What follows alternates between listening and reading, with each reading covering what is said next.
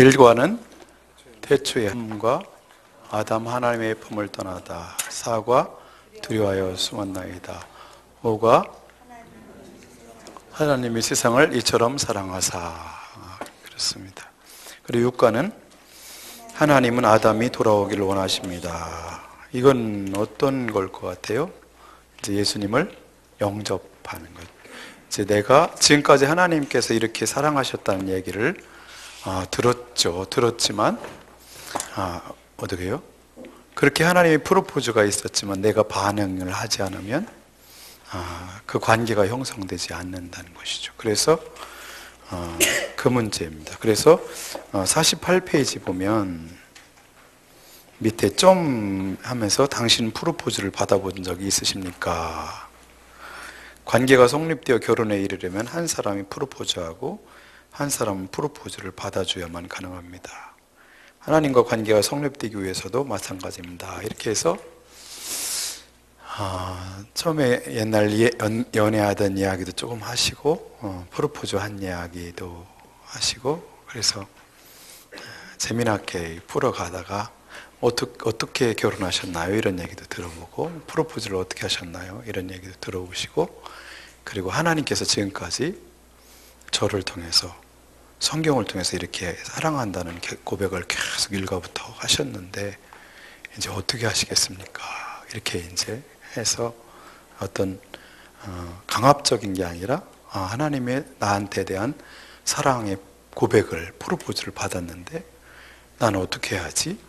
이렇게 해서 그걸 이제 받아들일 것인지 그렇지 말 것인지에 대한 결단을 하게 해줘요. 그걸 돕는 거죠. 그걸 돕는 것입니다.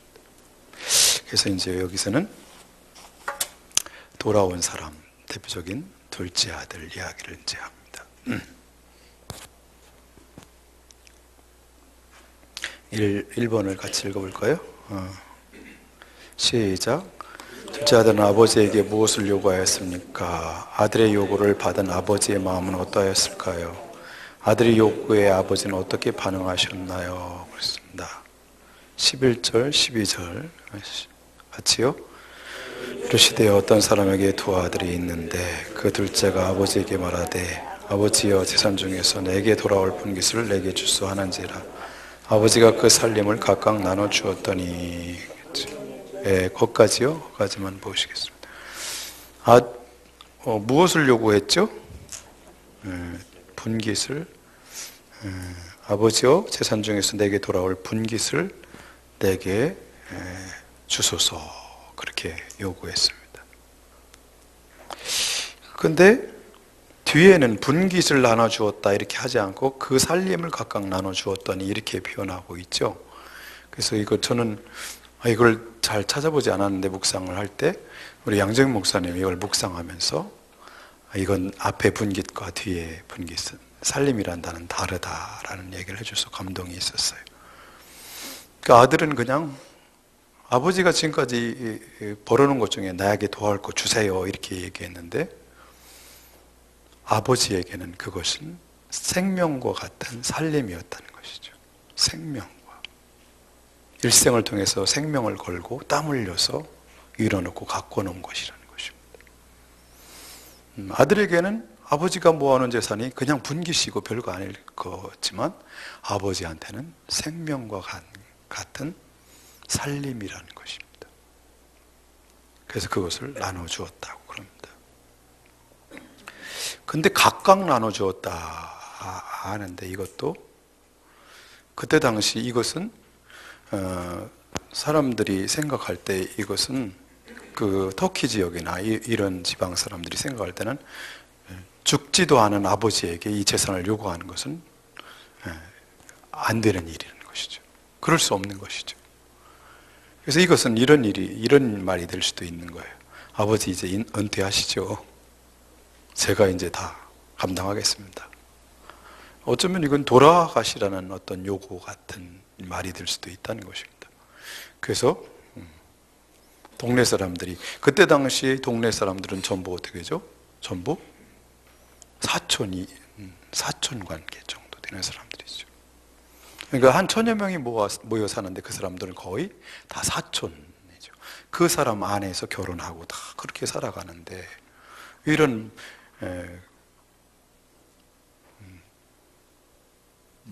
불효막심한 놈이 나타나면 사람들이 멍석마리를 해서 팰 정도로 그런 어떤 죄악이라는 거예요. 그래서 아버지가 둘째 아들에게만 주는 게 아니라 각각 나누셨다, 그렇게 봅니다. 그래서 이건 둘째 아들이 요구해서 준 게 아니라 아버지가 자원해서 준 것처럼. 그래서 동네 사람들에게 아들이 어려움을 당하지 않도록 하신 처사였다라고 이렇게 양 목사님이 해석하는데 너무 좋았어요. 은혜가 되시죠? 네. 맨날 똑같이 보다가 이런 어떤 걸 어떻게 이런 걸 아나 싶은 생각이 들어요. 그죠? 네, 그래서 살림을 나눠줬어요. 2번으로 가겠습니다. 시작. 아들은 아버지께 받은 재산을 가지고 어떻게 하였습니까? 13절. 그 후 며칠이 안 돼요. 둘째 아들이 재물을 다 모아가지고 먼 나라에 가 거기서 허랑방탕하여 그 재산을 낭비하더니, 첫째 어떻게 해요? 오래 걸렸어요? 며칠이 안 돼서. 그죠? 며칠이 안 돼서. 얼마나 가슴이 탔는지 며칠이 안 돼서 바로, 그리고 재물을 다 모아가지고 조금도 돌아올 여지를 남기지 않고 다 모아가지고, 그리고 가까운 데 곳으로가 아니라 먼 나라에 갔습니다.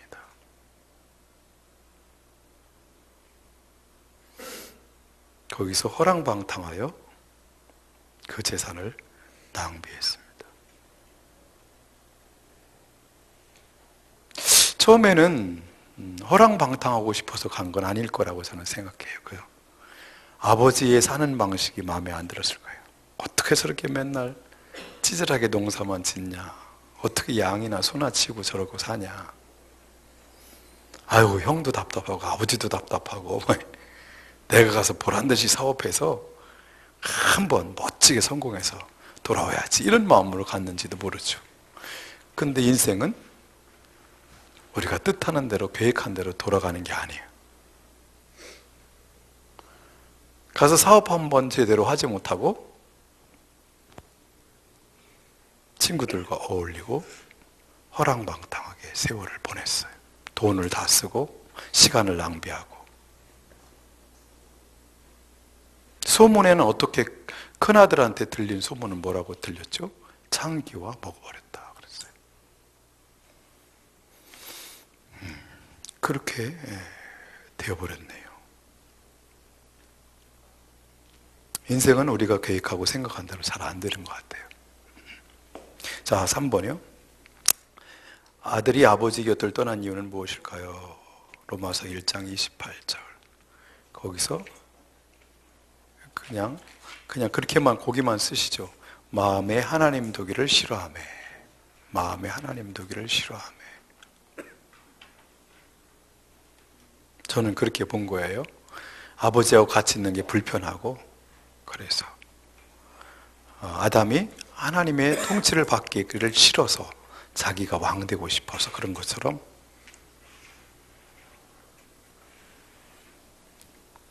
사람들이 하나님을 인정하기 싫어해요. 이사야 53장 6절도 그냥 이 부분만 썼으면 좋겠어요. 각기 제 길로 갔거늘. 각기 제 길로 갔거늘.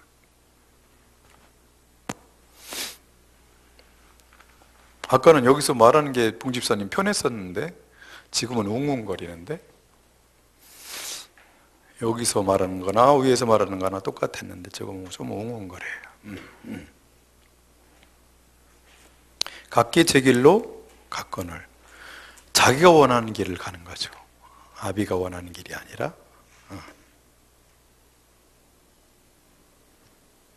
지금 좀 안 덥습니까? 제가 저만 더운가요? 네, 제가 보이차를 먹고 올라와서 그런가 봐요. 네.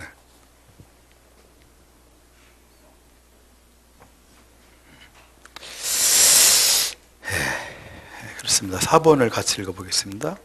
아버지 곁을 떠난 후 그는 어려움을 당하였습니다. 자신의 뜻대로 한 후 그는 어떤 처지에 놓이게 되었습니까? 둘째 아들이 당한 처지와 인류가 처한 상황을 비교해서 생각해 봅시다. 거기다 제가 자신의 뜻대로 한 후라고 썼거든요. 거기다 줄을 한번 쳐보실래요? 이거를 사사기식으로 표현한다면 제 소견에 옳은 대로 행한 후에 그렇게 더 좋겠어요. 그죠? 자신의 뜻대로 한 후. 제 소견에 옳은 대로 행한 후에 어떤 처지에 놓였느냐. 내가 원하는 대로 설계한 대로 살면 멋들어지게 인생이 펼쳐질 거라고 다들 생각해요. 그래서 누구의 터치를 받기를 원하지 않아요. 젊은이들이나 나이 먹은 사람이나 누구도 그걸 잘 못해요. 그래서 위에 멘토를 두기를 두려워하고 안 좋아합니다. 하나님의 뜻대로 살면 얼마나 좋은데 그게 싫은 거예요. 내 뜻대로 살아야 잘 될 것 같아. 좋을 것 같아요. 근데 그렇게 되면 점점 더 이게 상황이 안 좋아져요. 그래서 일본에 보면 재산을 다 없애게 되죠. 14절 16절 다 없애놓은 그 나라에 크게 흉년이 들어 그가 비로소 궁핍한지라. 그렇죠. 더 멋진 삶이 펼쳐지면 좋겠는데 그렇지 못한 거죠. 생각대로 인생이 펼쳐지지 않아요. 우리 인류도 어떻게 되죠? 하나님을 떠나서 자기가 스스로 왕돼서 살아가면 더 좋고 잘 될 거라고 생각했는데 어떻게 해요? 에덴에서 쫓겨나고 동산이 정글로 바뀌어버렸어요. 가시덤불과 엉겅퀴가 나는 곳으로 변화버립니다. 그래서 마침내 흉년이 들고 궁핍하게 되어버립니다.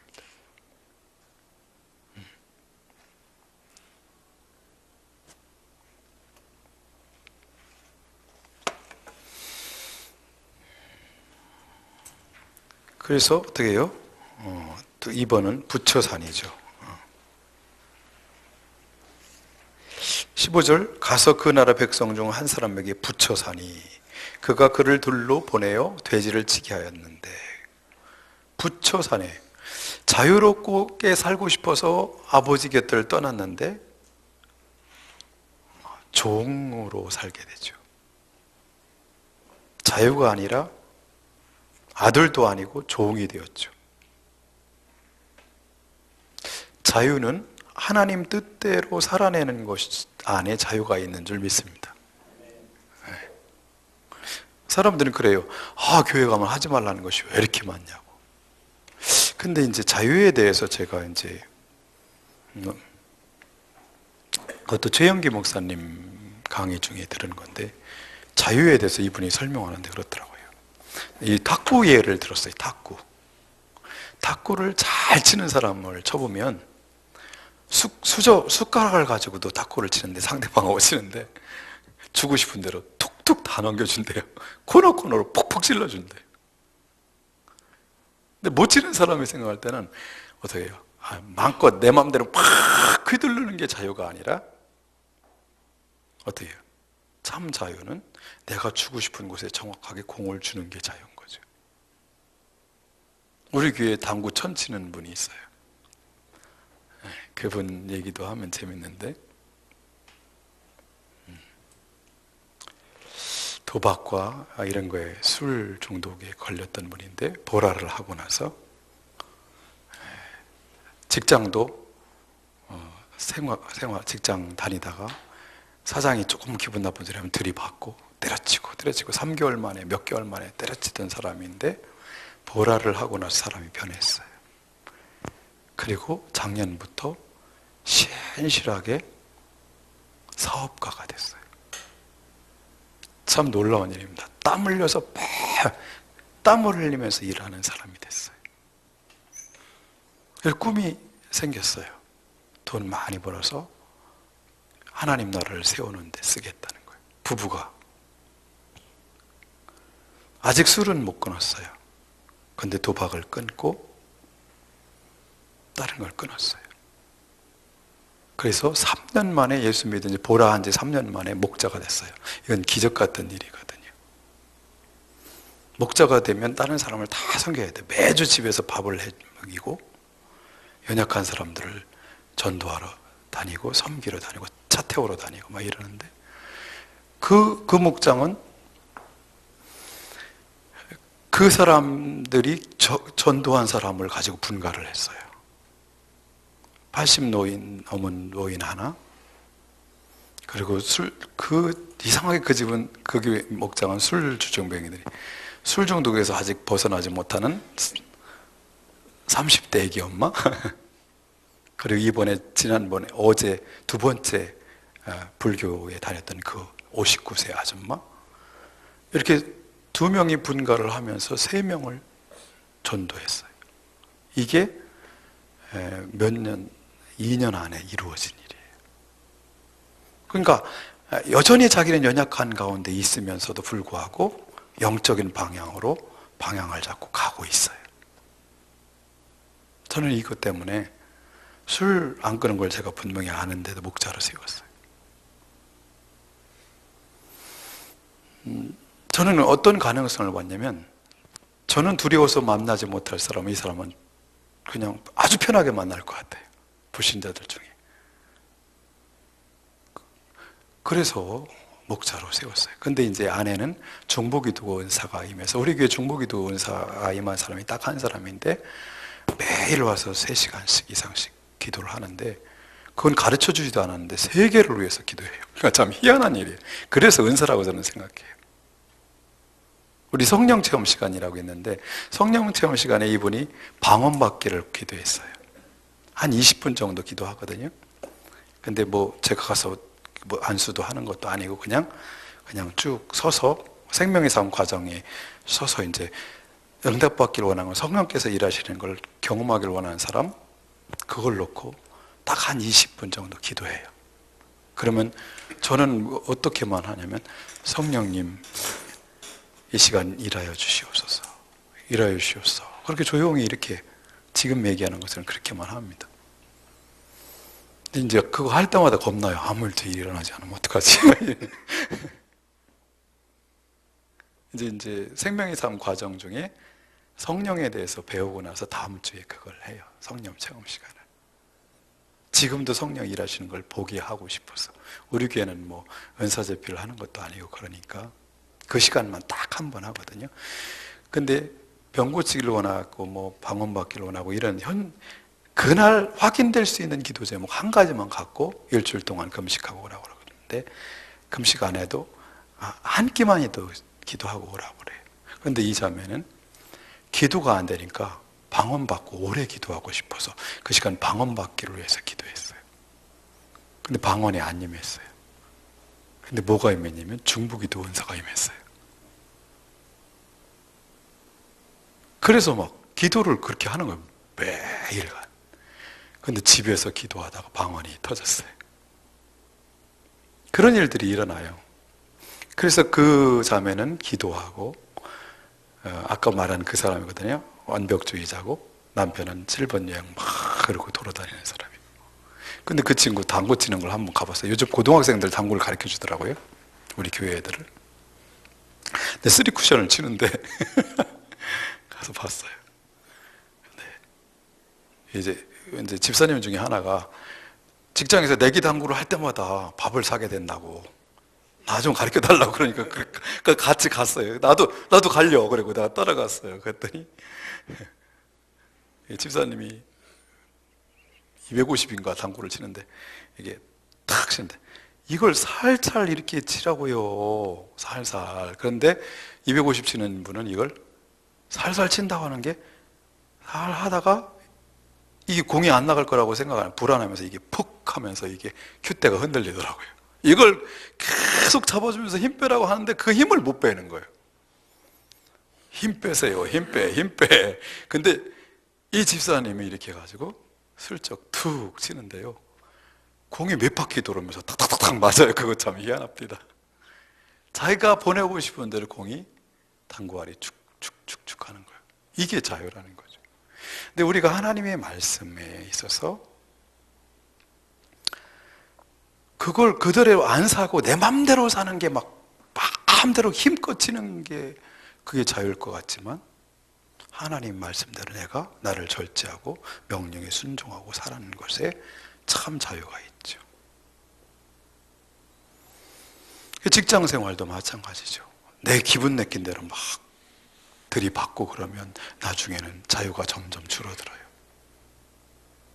자식들도, 사랑하는 자녀들도 다, 친구들도 다 떠나고 내 원신의 폭은 점점 줄어듭니다. 그래서 내 마음대로 사는 게 자유가 아니라 하나님이 주신 그 지혜의 말씀대로 순복하며 사는 게 참 자유를 주는 것이죠. 이 친구는 자유를 위해서 떠났지만 결국 붙여 사는 신세가 되어버렸습니다.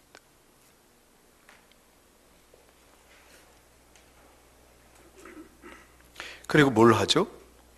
돼지치는 일을 하죠. 돼지치는 일을. 이스라엘 백성들에게 돼지치는 일은 존귀한 일일까요? 천한 일일까요? 천한 일일 것이죠. 먹지도 않는 돼지를 치는 게 무슨, 이건 뭐예요? 말라카의 일이죠. 아보다가 아니라 말라카의 일입니다. 사는 것이 힘들어요. 열심히 일은 하지만 힘들어요. 쥐업열매라는 단어가 나오면 우리나라로 치면 뭐라고 생각하면 되냐면 뭐죠? 보릿고개라고 생각하면 돼요. 그러니까 쥐업열매를 가봤더니, 이스라엘 가봤더니 보신 분들이 있겠지만 아카시아 열매같이 생겼더라고요. 이렇게 생겼는데 그건 원래 사람이 먹을 수 있는 게 아니에요. 그러면 정말 사람들이 배고파서 굶어 죽을 정도일 때 그걸 먹는 것도 아니고 삶아서 그 물을 마시고 돼지나 이런 것들을 먹이는 거예요. 그러니까 쥐업열매라는 단어가 나오면 그 시대가 상당히 지금 가뭄이 심하게 들은 때라는 거예요. 그런데 그것조차도 먹을 수 없는 그런 지경이 됐다는 것입니다. 자, 5번이요. 같이요. 아들은 인생이 풀리지 않는 문제를 만났습니다. 그것이 그의 인생의 전환점이 되었습니다. 그가 당한 고난이 그의 마음에 어떠한 변화를 주었습니까? 인생이 풀리지 않은 문제죠. 그것이 만났죠.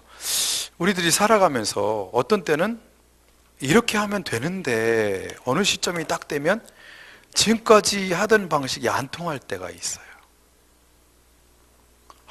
그래서 더 열심을 내보죠. 더 열심을 내보지만 점점 더 풀리지 않고 힘들 때가 있거든요. 이게 인생이 풀리지 않은 문제가 딱 접할 때예요. 옛날에 이렇게 하면 됐는데 안 되는 거죠. 이제 그때 이제 또 다른 각도의 시각으로 인생을 보는, 사는 방식을 보는 것을 깨달을 필요가 있죠. 근데 이때 어떻게 됐어요? 15장 17절을 보면 뭐예요?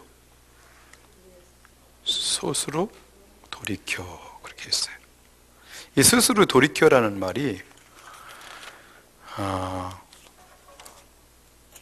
제정신이 들어라는 말입니다.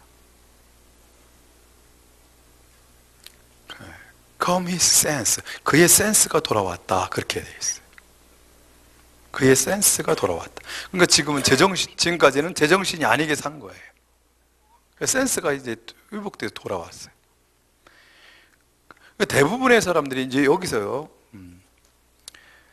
인생의 어려움 속에서 대부분의 사람들은 무너지고 맙니다. 그냥.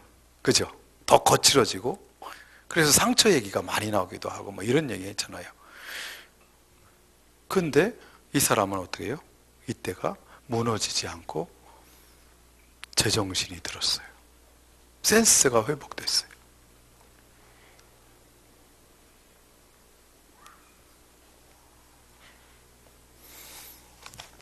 그래서 어떻게 했죠? 6번을 가보겠습니다. 아들은 아버지께 가기가 두렵고 면목이 없었습니다. 그러나 그는 돌아갔습니다. 어떤 마음으로 아버지께 갔습니까? 그리고 실제로 아버지 앞에서 어떻게 하였습니까? 두렵고 면목이 없죠. 돌아가는 것이 힘들죠.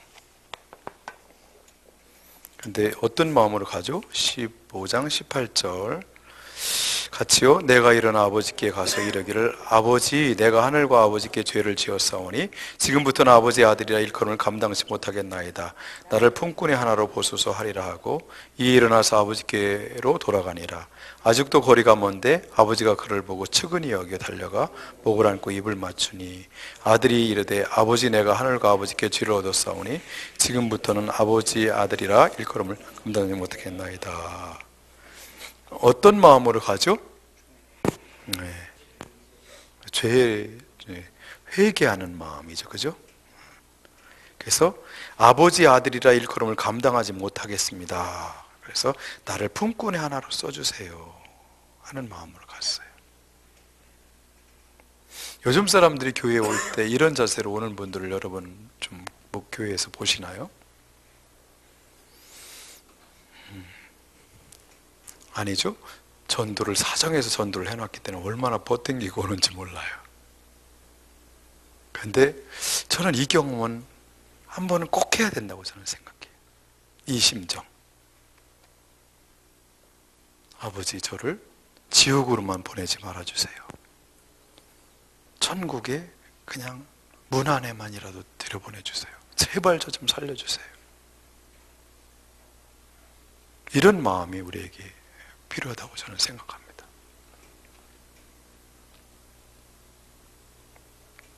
그래서 가서 어떻게 해요? 죄를 지은 것을 어떻게 해요? 고백했어요. 컨페스 했죠. 하나님께서 그에게 죄인이라고 말하는 것을 그도 자기가 스스로 나도 죄인이라고 그렇게 생각합니다.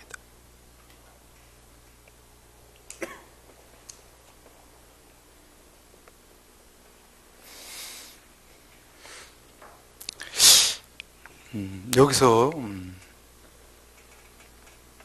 이 아들이 일생 중에서 가장 잘한 일은 아버지께 돌아가기로 결단한 것이랍니다.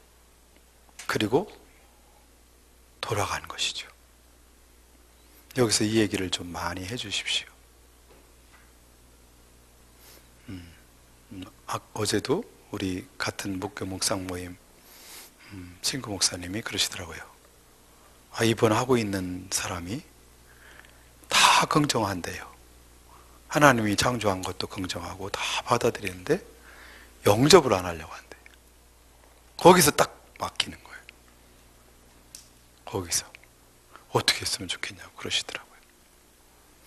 결국 다 했어도 뭐 안 하면 안 돼요? 여기서 돌아오지 않으면 소용없는 거거든요. 이걸 결단할 수 있어야 되거든요. 이게 안 되면 소용없죠. 그래서 저는 여기서 면목이 없다 이 얘기를 자꾸 제가 면목 없고 하나님 앞에 서는 게 힘들지만 이 친구는 결국 돌아왔습니다 하는 것이죠. 네? 결국 돌아왔습니다.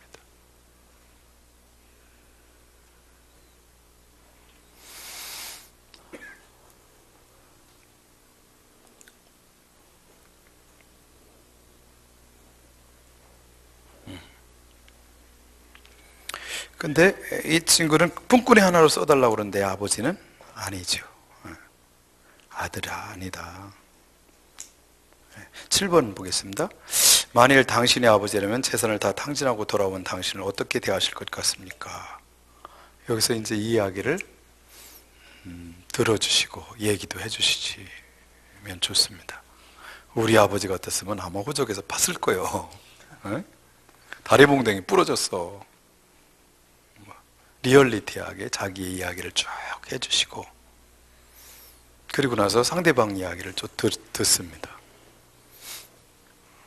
왜 이 과정을 여기서 하냐면 이 친구가 아버지에 대한 이미지가 어떨 것인지 감을 잡는 거예요. 여기서 들으면서.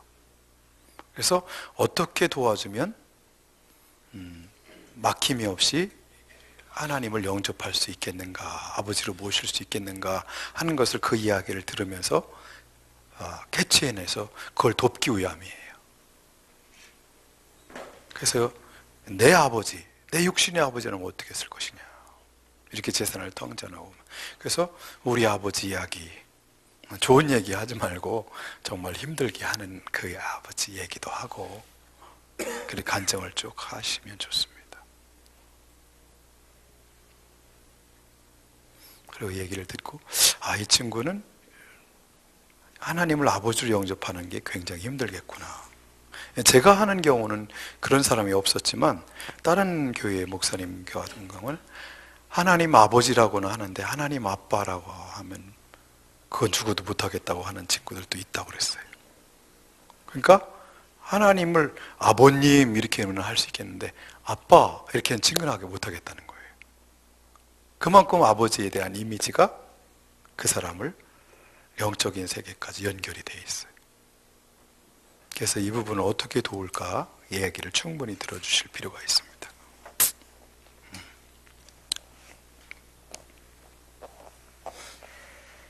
자, 51페이지. 성경에 나오는 아버지는 아들을 어떻게 대하였습니까? 15장 20절.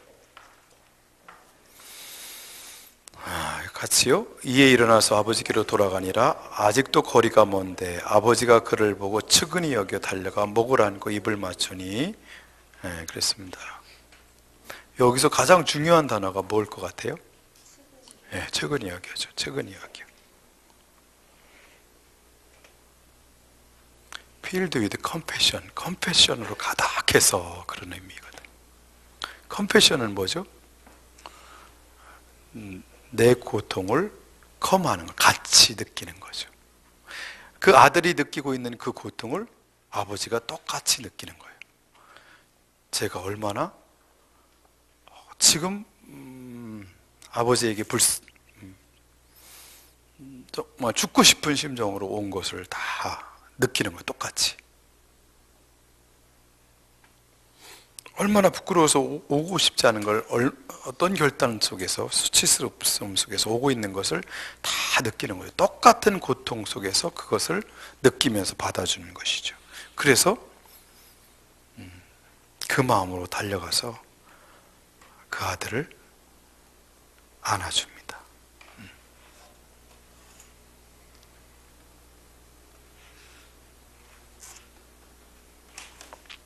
이 아버지는 뭐예요?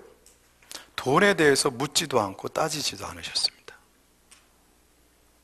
그렇죠? 돈 어떻게 했어요, 이놈아? 안 물었어요. 그리고 또요, 품꾼이 아니라 아들로 받아주셨죠.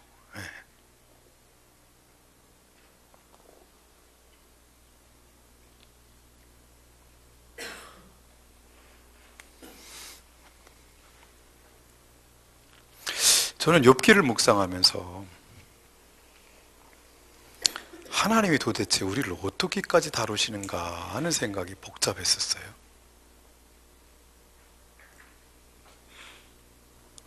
그리고 이스라엘 백성들 광야에 몰아넣으시는 것을 보면서 도대체 하나님 어떤 분이시지?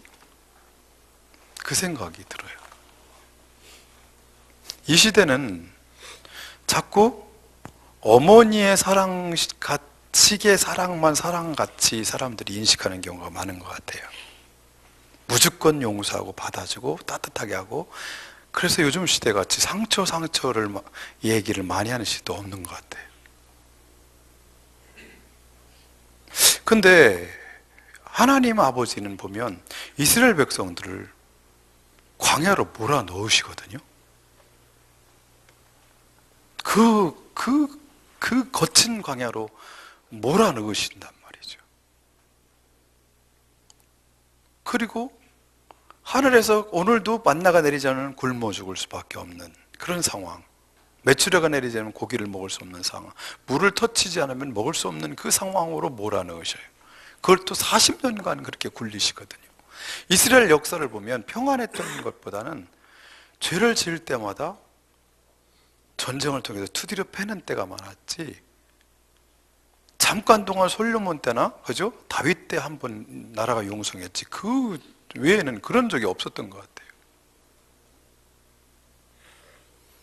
저는 그래서 욥기를 강의하면서 우리 교우들에게 그랬어요.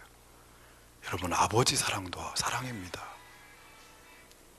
아버지의 사랑도 사랑입니다. 아버지식의 사랑도 사랑입니다. 어머니식의 사랑만 구하지 말고 아버지의 사랑도 사랑으로 알아야 됩니다. 그래서 저는 이 아버지가 가지마, 가지마 이런 마음으로 보낸 게 아니라 집을 나간다고 할 때 수가 굉장히 높은 아버지라고 저는 느꼈어요. 광야에 이스라엘 백성들을 굴리시는 그 하나님 아버지 같이 나간다고 할 때 재산을 다 주시면서 아버지는 아들 같은 아들이 되어서 돌아오는 그날을 놓고 일부러 광야로 밀어 넣으신 것 같다는 느낌이 들었어요.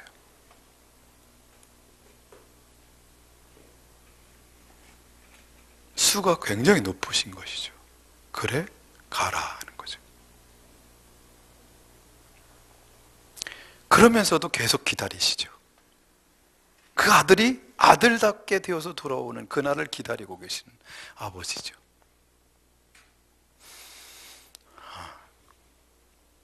그래서 마침내 이 아들은 그 거친 삶을 다 경험하고 그 비싼 등록금 다 내고 그리고 돌아옵니다. 여기서 이렇게 어느 날 묵상이 되는데 마음이 썸짓하더라고요.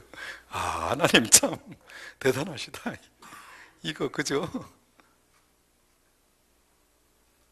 근데 우리 이제 내려가다가 탕자의 귀환이라는 여러분 그림 보셨죠? 제가 그 그림을 좋아해서 저기다 타일로 찍어가지고 거기다 붙인 거거든요. 언제 러시아 한번 가서 보고 싶어요. 원본을. 렘브란트가 그린 그 탕자의 귀환. 거기 보면요, 이 돌아온 둘째 아들의 모습이 너무 초라합니다. 옷은 찢어져 떨어져가지고 여기가 이렇게 해서 여기 속살이 보이죠. 신발은 밑창이 떨어져 나가죠. 발바닥이 다 보이죠. 머리는 다 빠져가지고 그 모습 볼 때 제가 한 10 몇 년 전에 그걸 볼 때는 그림을 이렇게 그려. 주인공이잖아요. 그래도 주인공인데 좀 멋들어지게 그려놓지 뭐 이딴 식으로 그려놔. 그래서 그 그림을 보기 싫어서 안 봤거든요. 근데 나이가 점점 먹으면서 한 3년 전인가 그 그림을 봤는데 그 렘브란트가 그 그림을 그릴 때 그가 그리는 그림 작품 속에는 그 렘브란트의 주인공이 꼭 들어간답니다. 근데 젊었을 때 영광스러울 때 그림을 그리면요 머리가 막 치렁치렁합니다. 막 사자갈기처럼 그려놔요. 근데 그 머리는 영광을 뜻해요, 렘브란트에게. 근데 여기서는요 머리가 다 빠져서 여기서 몇 가닥 없이 댕성댕성해요. 내려가다 보시면요 보세요. 있다. 와, 제 모습이 그 모습이라는 걸 스스로는 인정하지만 그렇게 그림으로 그려놓으니까 너무 싫은 거예요, 이게. 근데 아주 힘아리 없이 거기에 무릎을 다 꿇고 아버지를 이렇게 안고 있어요. 아버지도 눈이 멀으셨는지 어떤지 이 상태로 이러고 안고 계시죠. 아버지가 받아주지 않으면 끝나는 인생이죠. 이제는 옛날에는 아버지 없이도 뭐 살 것 같지 뭐 다 당하고 막 그랬던지만 이제는 오직 아버지 한 분뿐이 없는 그런 아들이 되어서 돌아옵니다. 아버지께 이제는 아들이 되었습니다. 아들이. 그래서 그 렘브란트는 그림을 그릴 때 보면 한 손은 거친 아버지 손이고 한 손은 부드러운 여자의 어머니의 손이에요. 따뜻하게 있는 모습 그대로 받아주는 어머니이고 거칠게 광야로 나간다면 내보내는 아버지죠. 이 아버지의 사랑과 어머니의 사랑이 동시에 표현된 그림이라고 그럽니다. 이 고흐는 그 그림을 해석할 때 이렇게 해석합니다. 렘브란트가 젊었을 때처럼 추기경이나 이런 사람들을 막 그 조상화를 그려주면서 돈을 많이 벌을 때, 잘 나갈 때라면 이런 그림을 그릴 수 없었을 것이다. 그의 자녀들이 죽고 아내도 죽고 돈도 다 잃어버리고 늙었을 때 그는 하나님을 깊이 경험합니다. 그리고 그 그림을 그려냈다고 그럽니다. 근데 옆에 원래는 성경상에서는 그 큰아들이 있을 수 없잖아요. 거기 같은 장면에 있을 수 없잖아요. 근데 큰아들이 이렇게 쳐다보는 장면을 그려놨죠. 옷도 잘 입고. 근데 성경에서 어떻게 다루죠? 그 아들이. 아버지가 아들을 맞아줘서 잔치를 벌인 걸 이해를 못해요. 그러면서 하는 말이 이렇게 말합니다. 아버지, 저는 지금까지 아버지를 위해서 죽도록 일했습니다. 근데 나는 친구들을 위해서, 내 친구들을 위해서는 염소 새끼 한 마리도 잡아주지 않으셨습니다.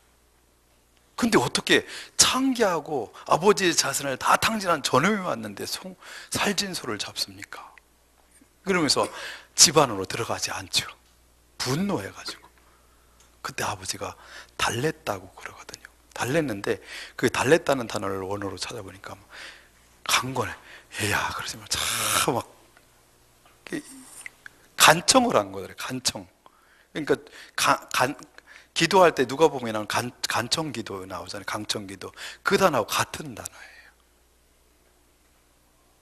그럼에도 불구하고 그 큰아들은 안 들어가죠. 큰아들은 집에 있었지만 종 같은 마음으로 살지요. 아들이 안 되는 거예요. 못 되는 거예요. 그러지만 이 둘째는 아들이 되어서 돌아왔습니다. 지금까지 어떤 죄를 지었든 아무 관계없이 아버지는 받아주시는 것이죠. 근데 그때 아버지가 큰아들한테 하는 말이 저는 얼마나 큰 은혜가 됐는지 몰라요. 얘야, 너는 나하고 내 집에서 나하고 같이 살지 않냐? 그러면서 하시는 말이, 그러니까 내가 가진 것은 전부 내 것이다. 그러세요.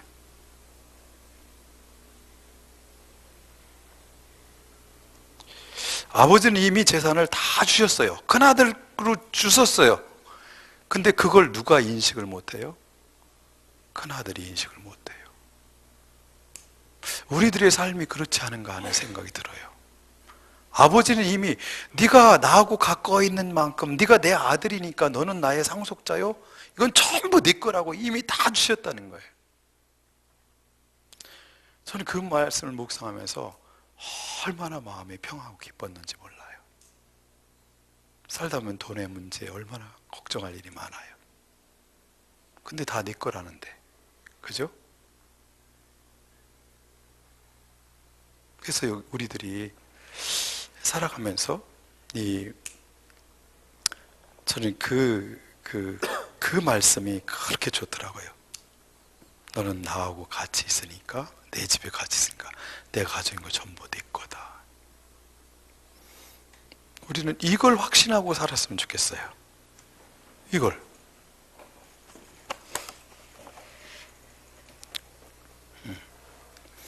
자, 누가복음 15장 22절이요. 뭐라고 하죠? 아버지는 종들에게 이르되 좋은 옷을 내어다가 입히고 손에 가락지를 끼우고 발에 신을 신기라 그랬습니다. 가장 좋은 옷을 입혀주시죠. 거룩한 옷을 입혀주십니다. 깨끗한 옷을 입혀주시죠. 손에 반지를 끼우라 뭐죠? 상속자의 반지를 끼워줍니다. 다시 상속을 물려받을 수 있는 상속자가 되게 하고 발에 신을 신겨서 아들의 권세를 다시 회복시켜 주십니다. 돌아오기만 하면 모든 것이 다시 회복됩니다. 모든 권세가. 그래서 영접하는 자, 곧 그 이름을 믿는 자들이 하나님의 자녀가 되는 뭐예요? 권세를 주셨으니. 권세라는 단어가 굉장히 중요한 단어더라고요. 굉장히 의도적으로 권세라는 단어를 쓰고 있는 걸 알 수 있어요. 이번에도 누가복음 묵상을 하는데 예수님께서 권세라는 말씀을 쓰고 사단도 권세라는 말을 쓰고 계속 권세라는 말을 써요. 그 주기도문에도 나라와 권세와 이 권세라는 말이 굉장히 중요한 단어죠. 그리고 어떻게 해죠? 15절, 23절, 24절 보면 그리고 살진 송아지를 끌어다가 잡으라. 우리가 먹고 즐기자. 이내 아들은 죽었다가 다시 살아났으며 내가 잃었다가 다시 얻었노라 하니 그들이 즐거워하더라. 살진 송아지를 잡았어요. 먹고 즐겼죠. 죽었다가 살아났다. 잃었다가 되찾았다. 잔치를 벌였다. 그죠? 왜 그랬을까요? 동네 사람들 이렇게 돌아온 아들 다음 날부터 동네 돌아다니기 어땠을까요? 너무 힘들었을 거예요. 그래서 그날로 아버지는 끝냅니다. 동네 사람 초청해서 잔치를 벌여서 아버지가 안아주고 받아주는데 동네 사람이 무슨 할 말이 있겠어요? 그래서 그가 살아가는데 모든 것을 풀어주시죠. 아까 말했던 그 당구 천 친다는 집사가 세례 받을 때 어머니가 꽃다발을 가지고 나가서 붙들고 엄청 우시더라고요. 학교 다닐 때마다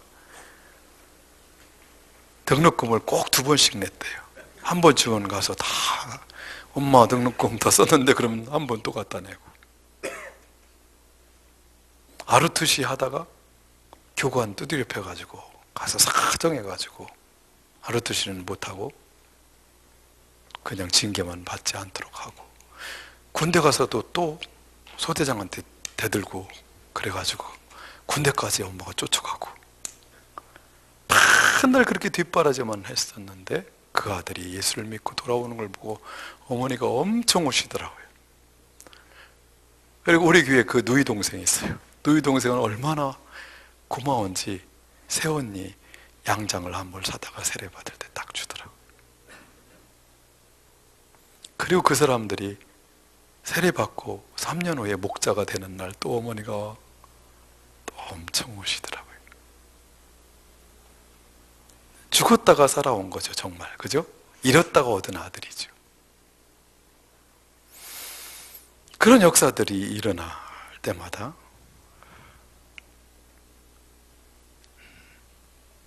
감동이 있습니다. 교회에도 감동이 있지만 하나님 나라에도 큰 감동이 있을 것이죠. 자, 한번 박스 안의 것을 읽어보겠습니다. 이 땅의 대부분의 사람들은 하나님 앞에서 그리하여 되지치는 자로서의 삶을 살게 됩니다. 그 삶이 얼마나 힘들고 고통스러운지 모릅니다. 그러한 삶에서 탈출하는 돌파구를 찾지 못하여 어려움을 당합니다. 그리고 그 돌파구를 찾으려는 진지한 태도도 없습니다. 주위 사람들이 살아가는 선에서 그것을 해결해 보려고 합니다. 그러나 잘못된 방법은 그를 점점 더 미궁속으로 몰아넣습니다. 사람은 하나님의 사랑을 받아들여야 합니다. 하나님께 나아가야만 합니다. 하나님을 배반하고 떠난 사람은 하나님 대신 다른 것을 주인으로 섬기는 삶을 살고 그 주인이 원하는 천박한 삶의 열매를 맺고 살아왔습니다. 이런 모든 사람에게는 하나님의 진노가 기다리고 있습니다. 52페이지. 오늘 누가복음에서 본 것처럼 우리의 아버지 되신 하나님께서는 아담이 그에게 나오기를 원하십니다. 옛날에 하나님을 배반하고 또한 범하였던 모든 죄를 하나님 앞에 다 회개하기를 원하십니다. 그리고 이제는 하나님을 아버지로 모셔야 합니다. 예수님을 날 위해 대신 죽으신 구세주로 모셔야 됩니다. 당자가 아버지께 돌아가기만 하면 하나님은 우리의 목을 안아주시고 입을 맞추어 주시고 기쁨의 잔치를 벌여주실 것입니다. 8번이요. 다음 성구를 써보시기 바랍니다. 이 말씀은 당신에게 무엇이라 말합니까? 요한복음 1장 12절. 옛날 성경대로 한번 그냥 써볼까요? 영접하는 자, 곧 그 이름을 믿는 자들에게는 하나님의 자녀가 되는 권세를 주셨으니.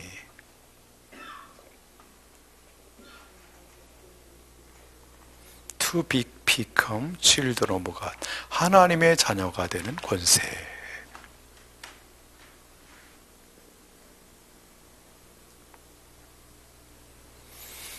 하나님의 자녀가 되는데 유일한 조건은 뭐라는 것이죠? 예수님을 영접하느냐 안 하냐. 그 사람 속에 예수님이 있느냐 없느냐, 그걸로 하나로 판가름되는 것이지 다른 조건은 없다는 거예요. 그죠? 하나님의 자녀가 되는 것은 내가 무엇을 행하고 하나님 앞에 뭘 자랑할 만한 것을 이뤄내는 것이 아니라 어떤 것이죠? 예수님이 그 사람 속에 있느냐 없느냐, 영접했느냐 없느냐, 그 한 가지로만 보시겠다는 것입니다. 그것이 하나님 자녀가 되는 조건입니다. 이걸 이해하기가, 복음을 이해하는 게 그렇게들 힘들어하는 거 아시죠? 참 이걸 이해하기 힘들어해요.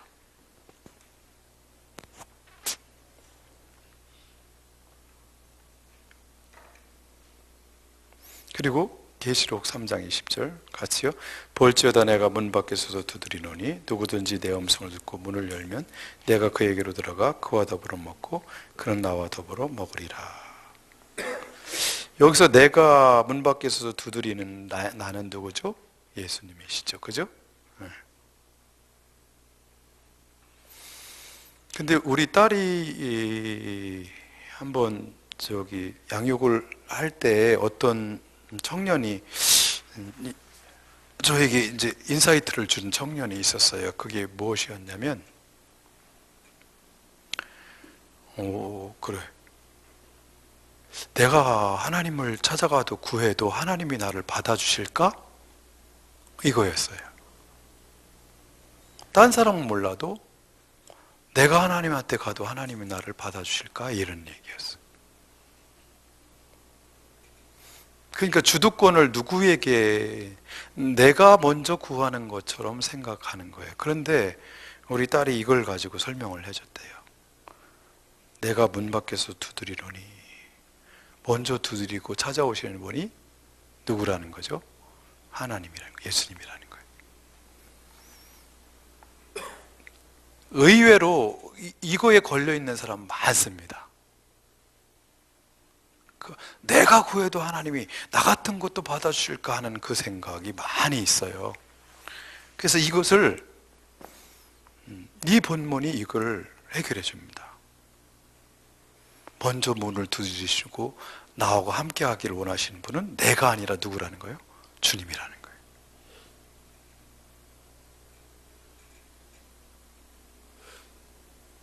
그래서 문 밖에 두드리고 계시고 지금까지 5과 6과를 1과부터 지금까지 계속해서 문을 두드리고 계시다는 것이죠. 여기서 너 여기까지 오기 위해서 얼마나 많은 사람이 너한테 전도를 했고 그랬냐? 하나님이 내 문을 두드리기 위해서 누구도 보내고 누구도 보내고 누구도 보내고 그런 얘기를 실질적인 이야기로 하게 되면 하나님 먼저 나를 찾아오셨군요. 그 사람을 보냈군요. 이렇게 이제 그걸 해석해 주지 않으면 몰라요, 그 사람들은. 그래서 그걸 해석해 주면 그러네요. 그러네요. 이번에도 불교 믿었던 간증했던 그분, 59살 먹은 그분도 그럴 때마다 얼마나 하나님이 찾아가서 계속 사람을 보내셨는지 아시죠? 그랬더니 그런 거예요, 목사님. 그런 거예요. 그걸 그렇게 좋아하시더라고요. 그래서 어떻게 해요? 음성을 듣고 문을 열기만 하면이에요.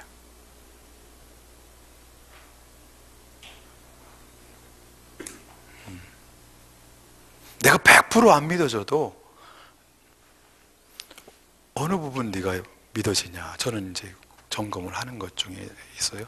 첫 번째, 모든 것이 우연의 산물인 것 같으냐? 하나님의 창조하신 것이 더 합리적이고 옳다고 생각하냐? 너는 어떻게 생각하냐? 묻습니다. 영접하기를 시점에서. 그러면 아무래도 저절로 생겼다는 건 말이 안 되는 것 같습니다. 하나님이 창조하신 게 맞습니다. 이 대답을 이제 하면 첫 번째, 그럼 됐다. 이제 그걸 얘기하고. 두 번째 이제 묻는 게 하나님께서 독생자 위아들을 너를 죄를 위해서 보내셨다고 그러는데 그것이 고맙고 감사하냐? 묻습니다. 그럼 그렇다고 그러면 됐다. 그 두 가지만 되면 된다. 그러면 이제 마음을 열고 예수님을 영접해라. 그게 확신이 100% 안 들더라도 확실히 이런 것 같아. 70%, 60%만 돼도 그냥 영접하기로 마음을 열고 영접해라. 그럼 그분이 내 마음속에 쑥 들어가신다. 그러면 그 뒤에 확신이 있고 더 분명하게 하나님이 역사하는 것을 볼 수 있을 것이다. 이렇게 얘기를 하죠. 이 부분이 굉장히 신경전을 치를 수가 있어요. 쉽게 영접하는 사람들이 대부분인데요. 그래도 이게 힘든 분들이 있어요. 그래서 여기서 잘해서 영접을 시키는 거하고 못 시키는 건 차이가 많습니다.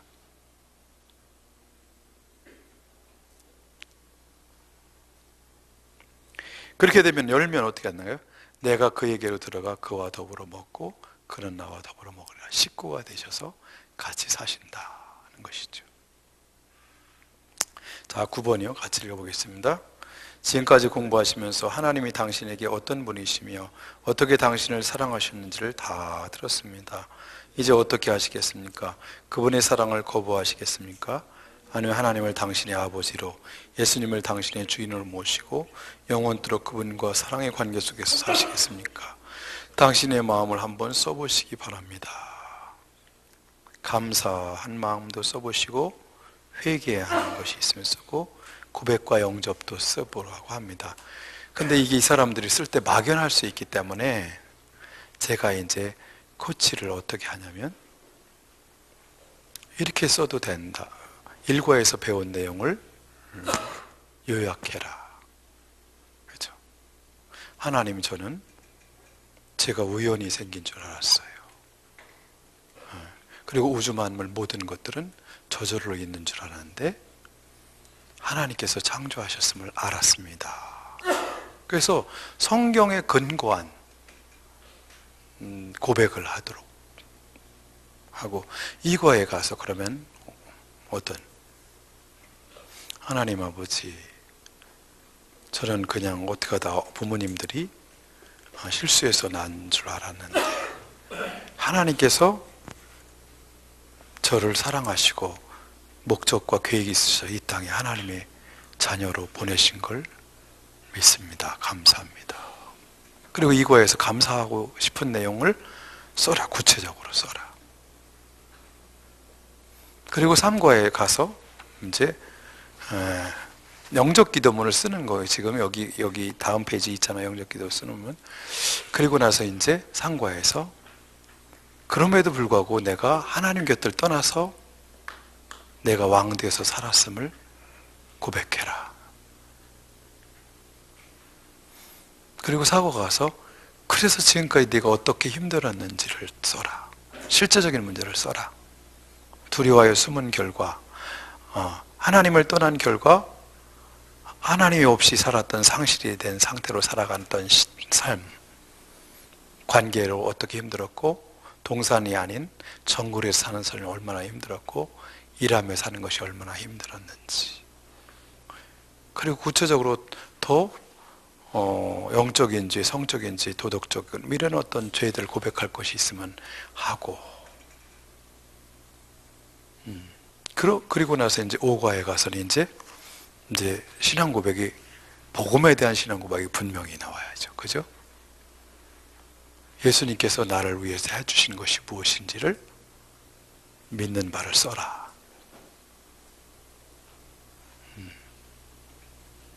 순서대로. 그리고 이제 6과에 대해서는 제가 아버지께 돌아가기를 원합니다. 나를 받아주시옵소서. 하나님이 나의 아버지가 되셨으면 좋겠습니다. 원래 아버지십니다. 주님, 나의 주님이 되어 주십시오. 이런 어떤 해서 성경 지금 1과부터 배운 근거에 배운 대로 요약해서 그것을 고백으로 쓰게 합니다. 그래서 영접 기도를 저는 사형리나 이런 것으로 읽어주면서 따라하게 한다든지, 내가 좋다고 생각되는 것을 보고 이걸 읽어줄 테니까 내용이 좋습니까? 따라하겠습니까? 이렇게 시키는 게 아니라 직접 작성하게 해서 여기 쓸 거 아니에요, 그죠? 쓰면 그걸 점검합니다. 점검해서 가장 중요하다고 생각되는 부분들이 빠진 것이 있을 수 있잖아요. 예를 들어서 예수님에 대한 고백이라든지 죄사함의 고백이라든지 이런 것들이 없으면 그것을 첨가시켜주죠. 이런 것들이 있었으면 좋겠네요. 그리고서 이제 정식으로, 자, 이제 이거 거짓이 없죠? 솔직하게 쓰신 거죠? 마음에 믿는 바를 쓰신 거죠. 그렇다면 이제 하나님 앞에 정식으로 기도합시다. 예수님을 영접하는 기도를 드리겠습니다. 그리고 그 환경에 무릎을 꿇을 환경에 내 무릎을 꿇게 하고 읽게 하고, 아니면 그 자리에서 읽게 시킵니다. 그렇죠. 그러니까 제가 좋은 내용을 영접 기도문을 따라 읽게 하는 게 아니라 영접 기도문을 자기가 작성하게 하는 거죠. 이게 좀 다른데 이게 효과적인 것 같아요.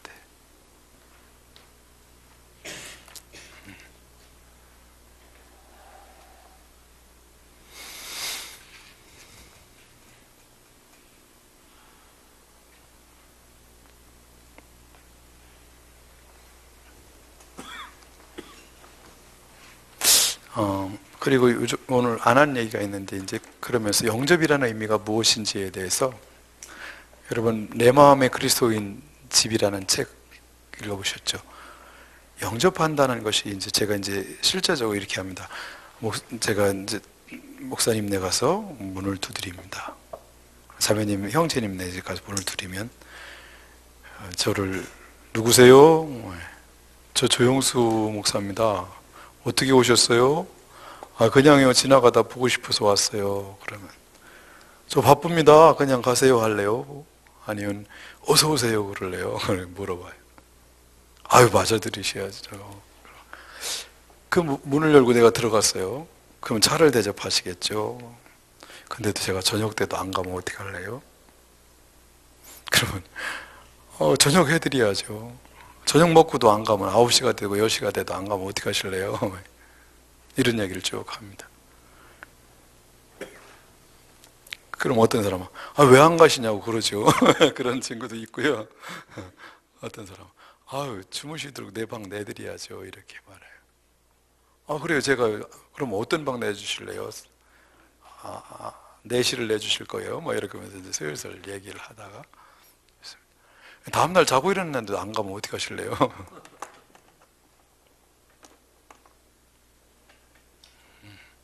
그래서 그러면서 제가 돌아다니면서 냉장고도 문도 열어보고, 괜히 베란다에 가서도 청소를 잘 됐나 쳐다보고, 창고도 열어보고, 서재에 있는 책들도 점검하고, 직장도 따라가고, 자꾸 그러면 어떻게 하실래요? 제발 집에 가라고 그러죠. 이런 얘기도 하고 그럽니다. 근데 예수님을 영접한다는 게 어떤 의미인지, 단회적인 사건이 아니라 앞으로 이렇게 모시고 모든 삶의 영역에서 모시고 살아야 된다는 것을 분명히 설명을 해줍니다. 그래서 가벼운 마음으로 영접하지 않고, 그럼에도 불구하고 영접하시겠습니까? 그래요.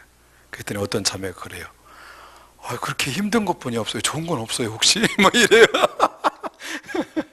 그러면서 뭐라고 하냐면, 제가 결혼하기 전에는 우리 아버지가 다 결정해서 굉장히 편했거든요. 근데 결혼하고 나니까요, 제가 다 결정을 하니까 너무 힘들어요. 그렇게 좋은 건 없어요. 아버지 모시면 바로 그것 때문에 모시는 거야. 이제 이런 것들을, 예수님을 모신다는 게 어떤 유익이 있고 의미가 있는지 물어보기도 하지만, 설명도 해서 여기서 좀 더 진지하게, 영접하기만 하면 돼, 이게 아니라 영접한다는 것이 어떤 의미인지를 설명을 쭉 해주셔야 됩니다. 그 일생 동안 이제 주님을 어떻게 모시고 살지를 결단하게 하는 것이죠.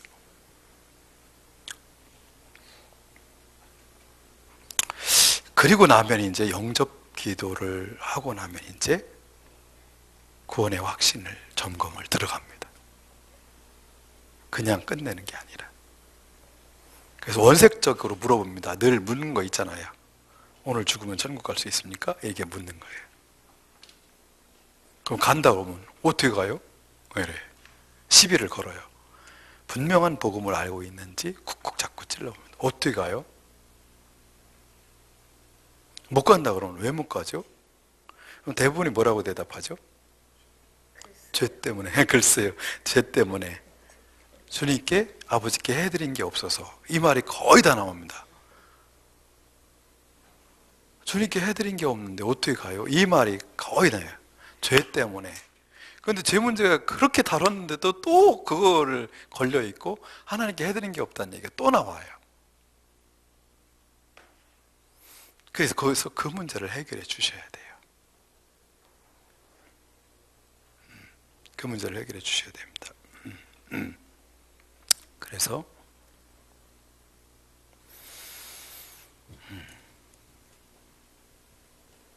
예수님께서 죄를 어떻게 하셨는지 설명하고, 그리고 만약에 내가 해드린 게 없다고 자꾸 그러면 예수님이 얼마나 섭섭하실지도 얘기를 하고, 이렇게 해가지고 점검을 해서 결국은 예수님을 영접하고 오늘 죽으면 천국 간다는 확신을 얘기. 어떻게 결국은 어떤 얘기가 나와야 되냐면, 나는 하나님의 자녀가 되었으니까 갑니다. 이 말이 이제 나올 때까지 잘 지도를 해서 방향을 잡아가야 됩니다.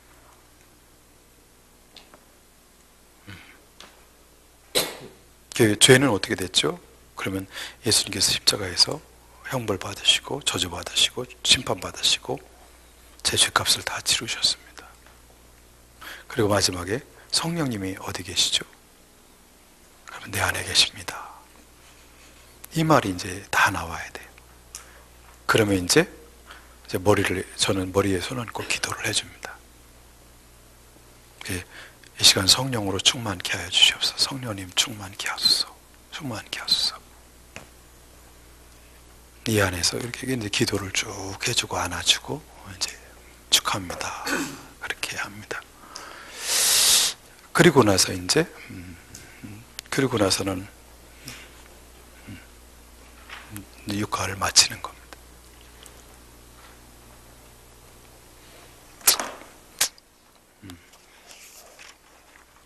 오늘 제가 강의를 하지 않고 육가를 하는 법을 자꾸 얘기를 했네요. 뭐 질문 없으시죠? 네, 마치겠습니다.